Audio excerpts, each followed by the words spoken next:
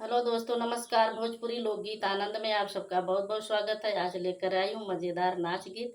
आप लोग को वीडियो कैसा लगा कमेंट करके ज़रूर बताएं। आशा करती हूँ कि वीडियो ज़रूर पसंद आएगा और मेरे चैनल पे बने रहिए, आनंद लेते रहिए। और जो लोग मेरे चैनल पे नए हैं प्लीज़ सब्सक्राइब करना मत भूलें। आशा करती हूँ वीडियो ज़रूर पसंद आएगा। जौनपुर में लागल सरकसवा मारे लपो कसवा हे हरी। जौनपुर में लागल सरकसवा मारे लपो कसवा हे हरी। जब तक राजा न देखैबा सरकसवा, जब तक राजा न देखैबा सरकसवा, जेवाना पे करब हर तलवा मारे लफो कसवा हे हरी। जेवाना पे करब हर तलवा मारे लफो कसवा हे हरी। इटौरी में लागल सरकसवा मारे लफो कसवा हे हरी।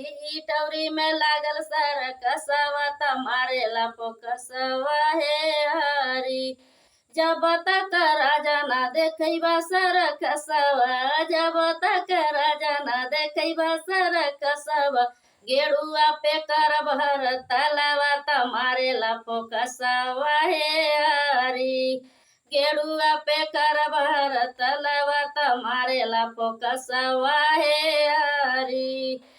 पूर्वांचल में लागल सरकसवा मारे लफो कसवा हे हरी। पूर्वांचल में लागल सरकसवा मारे लफो कसवा हे हरी।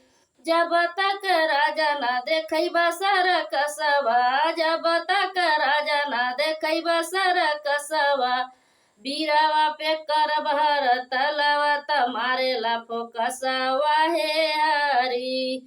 बीरावा पे करब हर तलवा मारे लफो कसवा हे हरी। जमुआही में लागल सरकसवा मारे लफो कसवा हे हरी। जमुआही में लागल सरकसवा मारे लफो कसवा हे हरी। जब तक राजा ना देखैबा सरकसवा, जब तक राजा ना देखैबा सरकसवा, से जिया पे करब हर तलवा मारे लफो कसवा हे हरी। से जिया पे करब हर तलवा मारे लफो कसवा हे हरी। जमुआही में लागल सरकसवा मारे लफो कसवा हे हरी। जमुआही में लागल सरकसवा मारे लफो कसवा हे